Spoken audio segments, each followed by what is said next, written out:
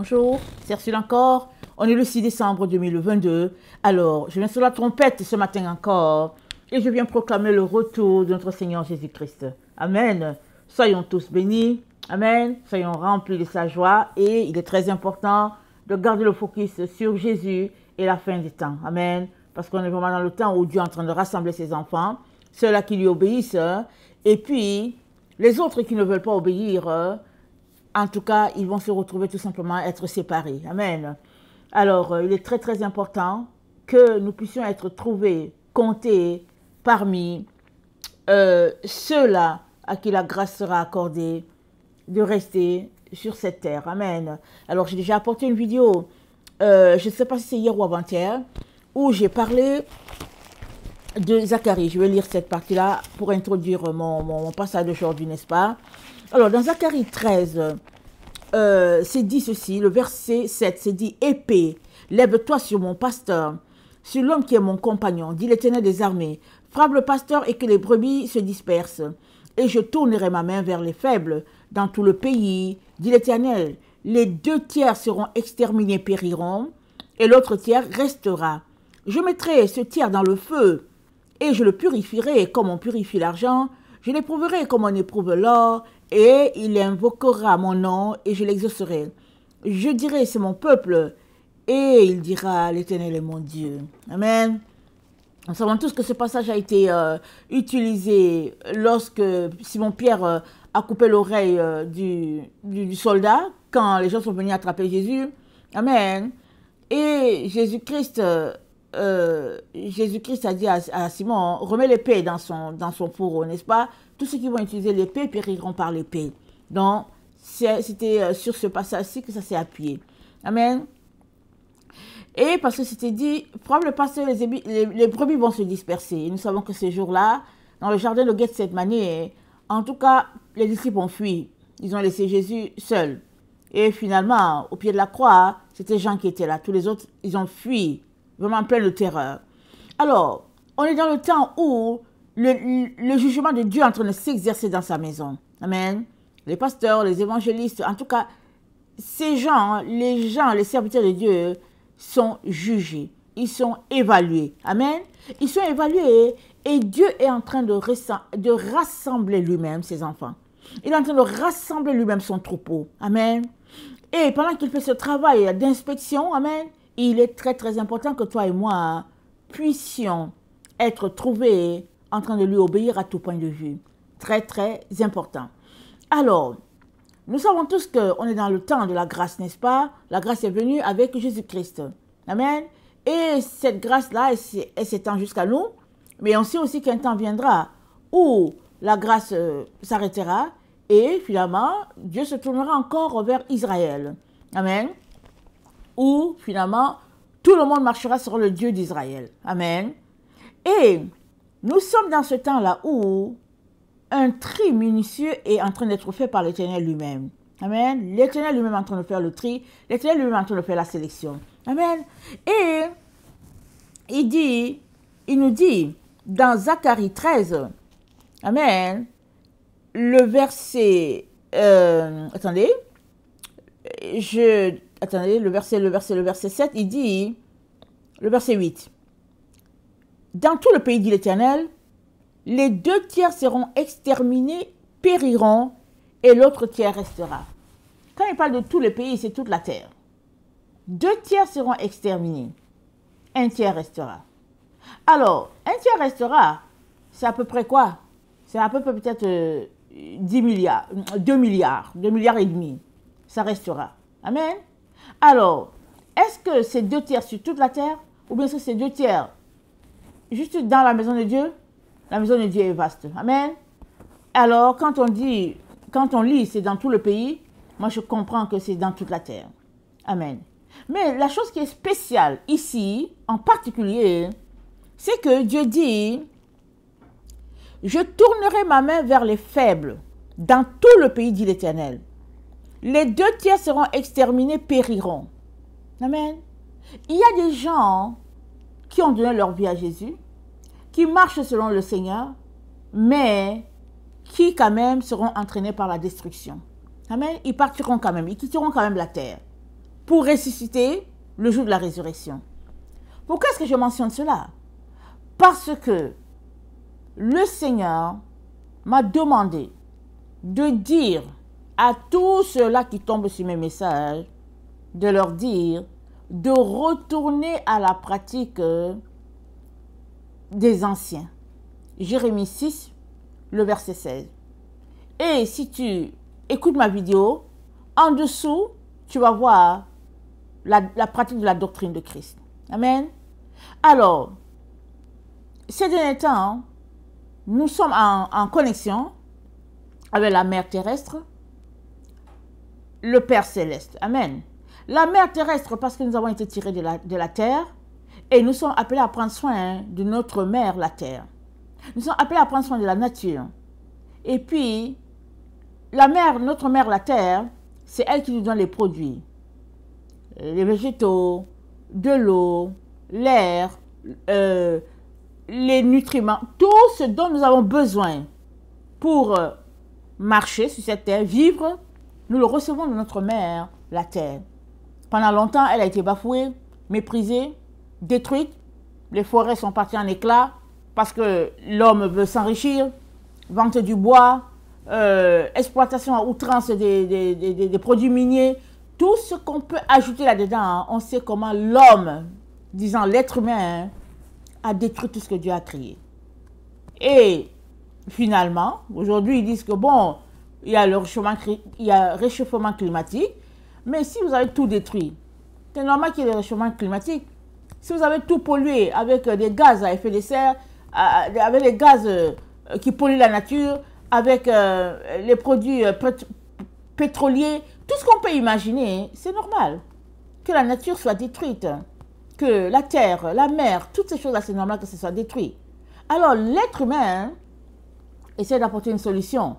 Et évidemment, les humains trouvent que ouais, c'est correct, c'est sain, c'est pur. Mais la solution que l'être humain apporte, elle la tire d'où? Parce que Dieu avait déjà parlé de ça. Amen. Elle apporte une solution sur le plan matériel. Mais la seule solution qui est capable de restaurer la terre, c'est une solution spirituelle. Et c'est Jésus la solution. Si tu ne marches pas selon Jésus-Christ, si tu ne marches pas selon la loi de Dieu, mais tu as beau faire ton effort pour que de façon naturelle les choses puissent marcher, ça sera juste à moitié. Ça n'ira pas jusqu'au bout. Parce que la terre a besoin d'être régénérée. Elle a besoin d'être restaurée. Et pour cela, nous avons besoin d'obéir aux lois de l'Éternel. Nous avons besoin de marcher selon la loi de l'Éternel. Nous avons besoin de pratiquer la loi de l'Éternel. Parce que c'est dit quoi? Que le temps vient sur la terre où maintenant, ce n'est plus le soleil qui va nous éclairer, ce n'est plus la lune qui va nous éclairer, mais c'est la loi de l'Éternel dans nos cœurs qui va nous conduire. Et Dieu dit, je mettrai dans leur cœur une même pensée. Il dit, je mettrai une nouvelle loi dans leur cœur. Amen. Et la nouvelle loi qu'il mettra dans notre cœur, c'est que il nous donnera de pratiquer, d'aimer sa loi d'une seule voix, d'un seul cœur. Parce que c'est ça que les enfants de Dieu vont faire. Il est donc très très important que tu te retrouves dans ce groupe-là. Parce que tous ceux-là qui refusent de marcher selon ce que Dieu aimerait, amen, ils quitteront quand même la terre. Malgré le fait qu'ils ont donné leur vie à Jésus, malgré le fait que leur conscience ne leur reproche rien, ils quitteront quand même la terre. Il y a une sélection rigoureuse qui est en train d'être faite ici par notre Dieu. Alors je viens t'encourager, toi, à faire partie de ceux qui vont posséder la terre. Je viens t'encourager. C'est ici, c'est dit qu'il y a un tiers. Il y a un tiers qui va rester et ce tiers sera épuré. Amen. Il sera nettoyé, purifié, nickel. Amen. Et il sera là quand Jésus-Christ va venir. Amen. Pour nous restaurer, nous ravir. Amen. Et donc, ceux-là qui seront emportés, ils ressusciteront s'ils sont dans une relation avec Dieu, n'est-ce pas? Alors, voilà ce qui se passe. On vient de lire dans Zacharie qu'il y a un tiers qui restera. Donc, 2 tiers sera emporté, n'est-ce pas? C'est ce qu'on comprend. Alors, 2 tiers sera emporté, 2 tiers quittera la terre. Mais parmi les 2 tiers qui seront emportés, il y a un groupe qui ira en enfer. Il y a l'autre groupe qui se retrouvera au paradis. Alors, ceux qui iront en enfer, ils n'ont pas une relation avec Dieu. Ou bien s'ils ont une relation, c'est une relation clopin-clopin. Amen. Et puis finalement, ils ne marchent pas selon Dieu. Ils seront emportés loin de la présence de Dieu. Maintenant, ceux qui ont une relation avec Dieu, eux, c'est dit qu'ils vont ressusciter. Amen. Ils vont ressusciter parce que ils n'auront pas adoré la bête. Amen. Apocalypse 20, le verset 4. Ils n'auront pas adoré la bête, ils vont ressusciter. Amen. Mais aussi, gloire à Dieu, l'opportunité t'est donnée, amen, de pouvoir changer, de pouvoir rester pour être épuré, purifié et tout cela. Et c'est sûr que ce n'est pas toi qui décides, n'est-ce pas? C'est Dieu qui fait la sélection. Mais je viens t'encourager pour que tu sois positionné de telle sorte que quand la sélection passe, tu sois parmi. Amen. C'est ça que je viens faire. Amen. Je viens faire cela. Alors, je sais que en tant que chrétien, ce n'est pas le message qu'on a souvent entendu. Et bon, on comprend qu'on ne parlait pas tellement de la fin des temps, n'est-ce pas? On ne parle pas tellement de la fin des temps. Ou bien, la connaissance n'était pas encore répandue.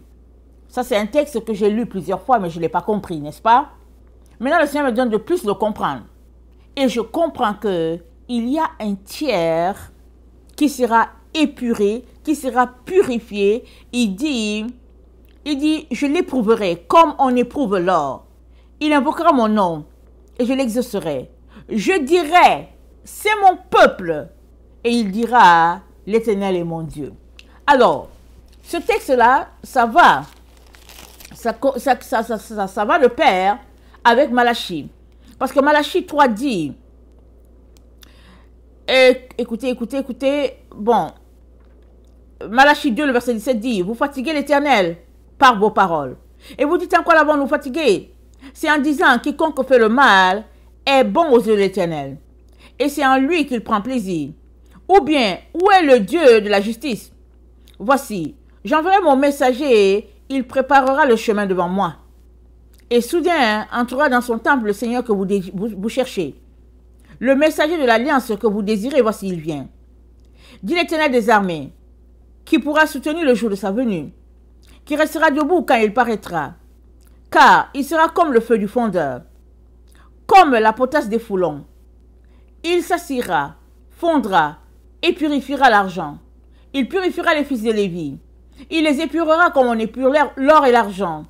Et ils présenteront à l'Éternel des offrandes de justice. Alors, l'offrande de Juda et de Jérusalem sera agréable à l'Éternel comme aux anciens jours, comme aux années d'autrefois. Je m'approcherai de vous pour le jugement, et je me hâterai de témoigner contre les enchanteurs et les adultères, contre ceux qui jurent faussement, contre ceux qui retiennent le salaire du mercenaire, qui oppriment la veuve et l'orphelin, qui font tort à l'étranger et ne me craignent pas de l'Éternel des armées. Car je suis l'Éternel, je ne change pas. Mais, et vous, enfants de Jacob, vous n'avez pas été consumés. Amen. Dieu donc dit que le tiers qui va rester, de ce que je comprends, ils seront encadrés, amen, par le messager de l'Éternel. Parce que c'est dit, il va s'asseoir, il va fondre, comme on fond l'or ou le fer, n'est-ce pas? Et il va purifier l'argent. Et puis il va purifier les fils de Lévi. Et puis il va les épurer comme on épure l'or et l'argent.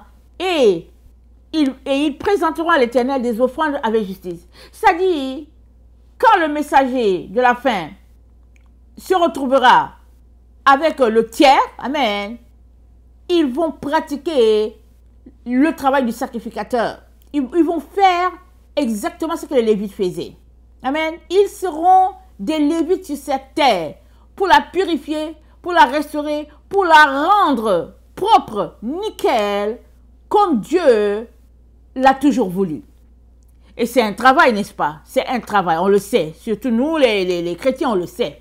Parce qu'on nous a éduqués juste en disant, bon, donne ta vie à Jésus, tu seras sauvé. C'est comme ça qu'on nous a éduqués. Et puis, mais quand on se rend compte qu'il y a des pratiques à faire, ce n'est pas facile. Souvent, on veut les passer. Souvent, on trouve que c'est trop. Voilà pourquoi il y a plusieurs personnes qui trouvent que il ne faut pas exagérer et tout ça. Mais la réalité est que Dieu n'a pas changé. C'est ça qu'il dit. Il dit dans Malachie 3, le verset 6, il dit, car je suis l'Éternel, je ne change pas. La loi qu'il a donnée aux Lévites, le même Dieu que nous adorons, c'est le même Dieu qui a donné la loi aux Lévites. Alors, pourquoi cette loi sera-t-elle mauvaise? Tant il est vrai que Jésus-Christ, il n'a pas annulé la loi. Jésus-Christ a accompli la loi. Il s'est comporté de manière à ce que tout soit, en tout cas, il s'est réconcilié avec la loi. Il n'est pas venu pour dire, ok, au fait, je suis venu pour mourir sur la croix, allez, on bannit la loi de Lévi. Non, il n'a pas fait ça. Il a accompli la loi point pour point. Jusqu'à ce que dans le jardin de Gethsemane, quand Satan voulait en finir avec lui là, il a prié, il a prié, il a prié parce qu'il voulait arriver sur le bois. Amen. Beaucoup de gens pensent que Jésus-Christ agonisait dans le jardin de Gethsemane parce qu'il ne voulait pas mourir. Non, non, non, c'est pas ça, c'est pas ça. Il est venu pour mourir, donc il n'agonisait pas pour ça. Il agonisait parce que Satan voulait finir avec lui là, dans le jardin de Gethsemane. Amen. Satan voulait finir avec lui là. Or, il y a une prophétie qui dit que le serpent sera élevé. Rappelez-vous, quand Moïse a élevé le serpent d'airain, tous ceux qui regardaient au serpent, ils étaient sauvés. Il était très important que Jésus-Christ arrive là, à Golgotha, pour que lui, il soit élevé. Parce que c'est dit, maudit et quiconque sur le bois. Jésus devait accomplir cette prophétie-là, l'ennemi ne voulait pas. Voilà pourquoi Jésus agonisait jusqu'à ce qu'il ait la victoire. Donc, quand ils sont venus pour l'attraper, et puis finalement, ils l'ont amené chez les souverains sacrificateurs, ils ont fait leur jugement et tout. Finalement, Jésus-Christ a pu arriver au bois. Et même comment? Ils te l'ont tellement frappé, bastonné, qu'il n'arrivait même pas à marcher pour arriver. Il s'est écroulé en coup de route parce qu'il n'avait plus de force. Et un Simon a été désigné pour aider à porter la croix. Voilà la victoire de Jésus. La victoire de Jésus était là. Et quand il est arrivé sur le bois et qu'on l'a mis, c'était ça la victoire. Sans même rendre l'âme, la victoire était là. Parce que l'ennemi ne voulait pas qu'il arrive là pour dire que, vous voyez, voici telle prophétie qui a été dit, il ne l'a pas accompli. Mais Jésus a accompli toutes les prophéties parce que c'était écrit que ça doit se réaliser. Alors, tout cela pour dire que nous sommes dans le temps où il y a une sélection rigoureuse qui est en train d'être faite par notre Dieu. Amen. Paul dit quoi? Il dit courons de manière à remporter le prix. Tout ce que tu fais sur la terre, Dieu voit. Tout est visible, c'est open. C'est-à-dire, c'est transparent. Excusez-moi de rire. Un jour, le Seigneur m'a dit, j'étais assise à l'endroit où je prêche là. Je suis assise là. Et puis, j'ai une fenêtre en face de moi, n'est-ce pas? Un jour, le Seigneur m'a dit, il m'a dit, là où tu es assise en train de prêcher, c'est ouvert. Il n'y a rien, il n'y a aucun mur. Il n'y a aucun mur. Tu es vu par le monde spirituel. Tu es vu, ils sont là, ils regardent tout ce que tu fais. Alors, j'ai dit ça aussi aux enfants. Et puis bon, ça nous a fait du bien parce que les enfants se sont rendus compte que, bon, Dieu regarde, il voit tout. Amen. C'est important, c'est bien. Ça t'amène à rester réglo pour dire que ma vie soit transparente devant toi. Alors, notre vie est une vie transparente. Amen. Et Dieu t'informe que il y a une sélection rigoureuse qui est en train d'être faite. Il y a un tiers qui va rester sur la terre. Amen. Et ils seront épurés. Ils seront purifiés. Ils vont passer au pain fin. Pressés. Avant que Dieu puisse remplir cela encore. Et remplir cela de son huile, n'est-ce pas? De son vin, n'est-ce pas? Et quoi de plus normal que de soupirer à faire partie de ce groupe-là, ce tiers-là, n'est-ce pas? Quoi de plus normal? Amen. Voilà pourquoi je nous encourage tous à ne pas négliger les petits commandements, les petits préceptes qui sont là en disant, bon, c'est pas grave, ça ne s'applique pas à moi. Non. Non. Regardez, je vais prendre un exemple simple. Nous les femmes, n'est-ce pas? Nous les femmes, dans notre temps, on ne porte plus les voiles, on ne porte plus les foulards. Quand on passe, on fait bien nos cheveux, c'est pour ça que les coiffeurs sont là. Il faut aller au salon, on te coupe les cheveux, on t'arrange, tu as une belle coiffure, tu sors, et puis quand tu sors, tu es bien là, dans tes cheveux, tu es bien. Et puis les gens regardent tes cheveux. Et puis aujourd'hui, regardez, allez-y sur Internet, vous serez surpris de le culte qu'ils font sur les cheveux des gens. Oh, les cheveux sont comme ça. Oui, mes cheveux, on fait comme ci. Il faut acheter le shampoing qui a fait comme ci, et puis c'est après cela. Je m'arrête, je me dis, mais c'est quoi l'histoire? C'est quoi l'histoire avec les cheveux? C'est quoi l'histoire? Mais l'ennemi veut juste distraire les gens. Parce que la femme, elle doit couvrir ses cheveux. Parce que les cheveux, c'est la gloire, c'est ta gloire. Amen. La femme, elle doit couvrir cela. Les cheveux, ils parlent beaucoup, les cheveux. Amen. Parce que dans le monde spirituel, les gens qui savent lire, quand ils voient tes cheveux, ils savent qui tu es. Ils savent si tes cheveux là qui sont là, c'est de l'or sur toi, ou bien si c'est de l'argent. Ils savent. Il faut que tu les caches. Parce que Paul dit quoi? Il dit à cause des anges. Il dit la femme doit avoir sur elle une preuve de l'autorité dont elle dépend. C'est ça que Paul a dit. Donc, Paul l'a dit. Paul, c'est un serviteur de Dieu. Il l'a dit. Alors, toi qui respectes Dieu, qui aime Dieu, tu devais juste respecter cette parole, déjà en partant. Deuxième élément, pourquoi tu dois respecter cela? Parce que c'est dit, à cause de l'autorité dont elle dépend. Donc, si l'autorité sur ta tête, c'est Dieu, tu vas obéir à Dieu à tout point de vue. Parce qu'il faut qu'il y ait une différence entre toi et les faux anges. Les anges déchus, ils n'obéissaient pas totalement à Dieu. Ils faisaient ce qui les arrangeait. Quand ça les a arrangés d'épouser les filles, ils se sont transformés, ils sont venus épouser les filles, ils ont fait des géants sur la terre. Dieu les a chassés de sa présence. Mais il y a les anges qui sont droits, purs devant Dieu, qui disent, quoi qu'il arrive, moi j'obéis à Dieu. Et, soit, comme ces anges-là qui obéissent totalement à Dieu, tu vas marcher avec eux. C'est-à-dire que quoi qu'il arrive, toi tu dis seulement, en tout cas si Dieu l'a dit, je le pratique. Dieu aime ça. Et quand vient le moment de la sélection, tu seras sélectionné. Pour des épreuves, pas pour des épreuves, pour des missions. Des missions importantes. Dieu va dire que non. Rachel là, non, elle a toujours obéi à quoi que je vais l'envoyer pour la mission. Et puis de l'autre côté, il va regarder, il va dire non, Robert, oh non, lui je le bannis. Lui là, non, non, non. Quand ça fait son affaire, il obéit, quand ça ne fait pas, non. Et puis finalement, hein, tu vas marcher avec les anges déchus. C'est-à-dire que tu vas marcher avec les démons. Un ange déchu, c'est un démon. Amen. Vous savez, rien n'est pour rien dans la Bible. C'est vrai qu'on ne comprend pas tout, mais tout est d'une importance notoire. Très, très important ce que je te dis.